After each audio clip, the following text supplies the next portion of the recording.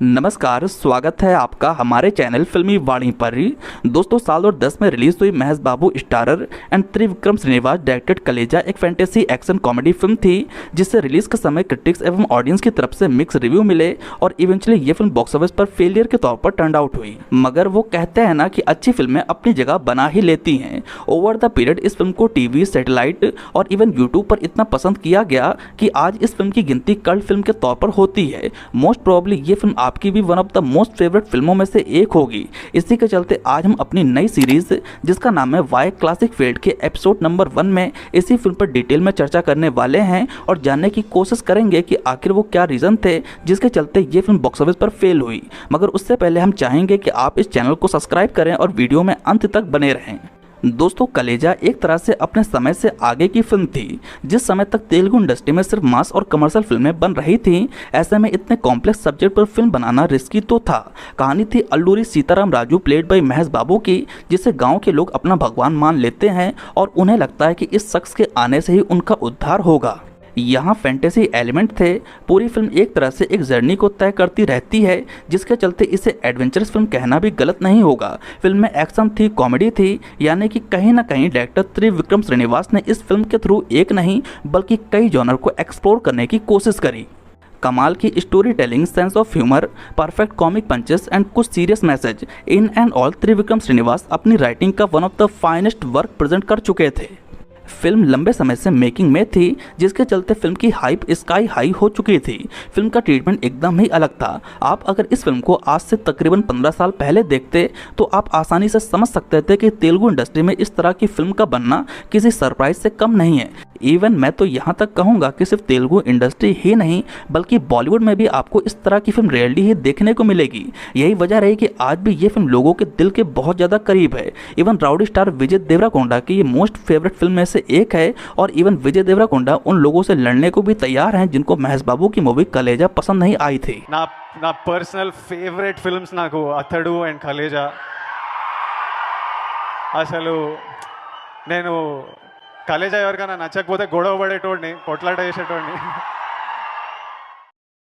आप खुद सोचिए कि हीरो और हीरोइन राजस्थान के रेगिस्तान में चलते जा रहे हैं। यहाँ पर बीच बीच में नए कैरेक्टर्स की एंट्री होती है, कुछ मिस्टीरियस है, कुछ फैंटेसी एलिमेंट है। ये सारी चीज़ें कहीं ना कहीं आज भी आपको इस फिल्म को देखने के लिए एक्साइटमेंट बढ़ा सकती है। दोस्तों, त्रिविक्रम श्रीनिवास की बेहतरीन राइटिंग के साथ साथ इस प्रोजेक्ट को जिस तरह से ट्रीट किया गया, डेफिनेटली उसमें कुछ बेहतरी तो थी ही, साथ ही साथ यहाँ पर कुछ खामियां भी थी।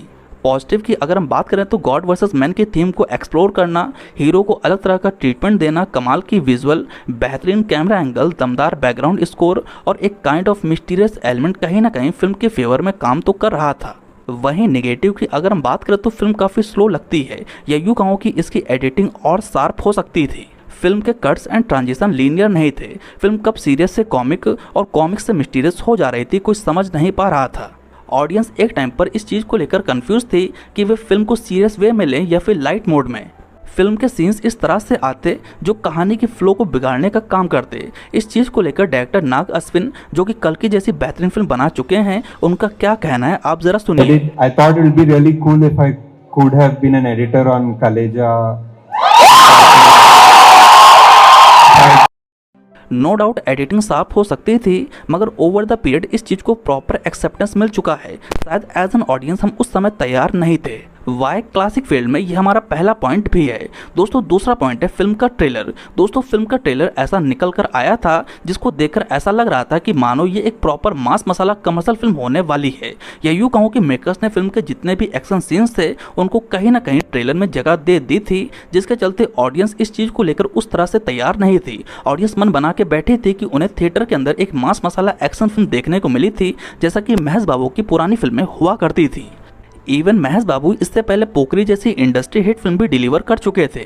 ऑडियंस कहीं ना कहीं महेश बाबू को एक्शन रोल्स में देखना पसंद कर रही थी। ऊपर से महेश बाबू पिछले 3 सालों से पर्दे से गायब थे, यानी कि कहीं ना कहीं ये सुपरस्टार महेश बाबू की कमबैक फिल्म होने जा रही थी। और फिल्म के डायरेक्टर थे त्रिविक्रम श्रीनिवास, जो कि महेश बाबू के साथ इससे पहले अथाड़ू जैसी बेहतरीन एक्शन थ्रिलर फिल्म बना चुके थे। ऑडियंस इस सक्सेसफुल एक्टर डायरेक्टर की सेकंड कोलैबोरेशन से एक मास एक्शन फिल्म की उम्मीद लगा के थिएटर पहुंचती है, लेकिन थिएटर के अंदर महेश बाबू का हमें सीरियस अवतार देखने को नहीं मिलता। वे फिल्म में टैक्सी ड्राइवर के तौर पर हमें देखने को मिलते हैं, जो थ्रू आउट द फिल्म हमें काफ़ी कॉमिक वे में देखने को मिलते हैं। ऑडियंस उस समय इस चीज़ को एक्सेप्ट नहीं कर पाई। फिल्म का निगेटिव वर्ड ऑफ माउथ बना और इवन फिल्म को खराब रिव्यू मिले। तीसरा रीज़न है फिल्म की खराब रिलीज डेट। फिल्म का निगेटिव वर्ड ऑफ माउथ तो बना ही, साथ ही इस फिल्म की रिलीज डेट भी काफ़ी ख़राब थी। कलेजा रिलीज होती है 7 अक्टूबर साल 2010 को। इससे ठीक एक हफ्ता पहले रजनीकांत साहब की मूवी रोबोट रिलीज हुई थी, जो कि एक्चुअली बॉक्स ऑफिस पर गर्दा उड़ा रही थी। वहीं कलेजा के ठीक एक हफ्ते के बाद रिलीज होती जुनैद टीआर की मूवी वृंदावनम, जो कि एक ट्राइड एंड ट्रस्टेड फॉर्मूले पर बनी थी और बॉक्स ऑफिस पर सुपरहिट साबित होती है। कहीं ना कहीं कलेजा जो फिल्म थी वो रजनीकांत साहब की मूवी रोबोट और जुनैद टीआर की मूवी वृंदावनम के बीच में पिस गई। हालांकि एक दशक के बाद महेश बाबू की फ्लॉप फिल्म की चर्चा जुनैद टीआर की सुपरहिट फिल्म से काफ़ी ज़्यादा होती है। चौथा रीज़न है फिल्म की कॉम्प्लेक्स थीम। ट्रूली इस एक्सपेरिमेंटल फिल्म में मेकर्स ने कई नॉर्म्स को तोड़ने का प्रयास किया और कई तरह की क्रिएटिविटी दिखाई। दोस्तों, ये एक out and out commercial film नहीं थी। यहाँ पर गॉड वर्सेस ह्यूमन का कॉन्सेप्ट था, एडवेंचरस एंगल था, एक काइंड ऑफ मिस्ट्री थी, जिसके चलते जो दर्शक इस फिल्म से जुड़े भी वो कहीं ना कहीं फिल्म के क्लाइमेक्स को लेकर एक हाइप बना चुके थे। दर्शकों को लग रहा था कि यहाँ पर कुछ मिस्टीरियस सा रिवील होगा, मगर फिल्म के क्लाइमेक्स में ऐसा कुछ भी नहीं होता। फिल्म के क्लाइमेक्स में एथेरन का कॉन्सेप्ट हमें देखने को मिलता है, जिससे ऑडियंस उस तरह से कनेक्ट नहीं कर पाती। जिस तरह के बिल्डअप महेश बाबू के किरदार को क्लाइमेक्स तक आते आते मिल चुका होता है, फिल्म का क्लाइमेक्स कहीं ना कहीं उस लेवल को मैच नहीं कर पाता। अगर ऑडियंस को यहाँ पर कुछ मिस्टीरियस या फिर दैवी शक्तियों जैसी कुछ चीज़ें देखने को मिलती तो डेफिनेटली ये सब्जेक्ट ऑडियंस के बीच में उस तरह से काम कर जाता जिसको लेकर एक्सपेक्टेशन हाई थी। यही कुछ रीज़न था जिसके चलते ये फिल्म बॉक्स ऑफिस पर नहीं चल पाई थी। हालांकि ओवर द पीरियड लोगों ने इस फिल्म को टीवी पर थोरोली एंजॉय किया और आज की तारीख में इस फिल्म को एक कल्ट स्टेटस मिल चुका है। डेफिनेटली फिल्म में कुछ नेगेटिव पॉइंट तो हैं, मगर इस फिल्म में काफ़ी सारे पॉजिटिव चीज़ें भी रहीं, जिसके चलते ओवर द पीरियड फिल्म को लोगों ने काफ़ी पसंद किया। इवन फैंस की डिमांड पर इस फिल्म को 30 मई साल 2025 को री रिलीज़ भी किया गया और अपने री रिलीज़ में ये फिल्म तेलुगु बॉक्स ऑफिस पर 13 करोड़ की कमाई कर जाती है। जब ये फिल्म साल 2010 में रिलीज हुई थी तब इस फिल्म ने 18 करोड़ की कमाई करी थी। आगे चल के इस फिल्म ने अपने री रिलीज में 13 करोड़ की कमाई करी और इसी के साथ ये फिल्म एक बॉक्स ऑफिस सक्सेस के तौर पर भी टर्न आउट हो चुकी है। दोस्तों, ये रहा कलेजा फिल्म पर हमारा आज का स्पेशल वीडियो। हिंदी डब में आपने इस फिल्म को जिगर कलेजा के नाम से देखा होगा। वैसे आपको ये फिल्म कैसी लगती है, आप अपनी राय नीचे कमेंट सेक्शन में ज़रूर दें। साथ ही साथ आपको हमारा ये वीडियो कैसा लगा ये भी नीचे कमेंट सेक्शन में ज़रूर बताएं। साथ ही साथ ये ज़रूर बताएं कि वाई क्लासिक फील्ड के नेक्स्ट एपिसोड में आप किस मूवी के ऊपर सेम ऐसा ही वीडियो देखना चाहते हैं। दोस्तों, अगर आपको हमारा ये वीडियो पसंद आया हो तो प्लीज़ लाइक करें, कमेंट करें और हमारे चैनल को सब्सक्राइब करें। आपका बहुत बहुत धन्यवाद।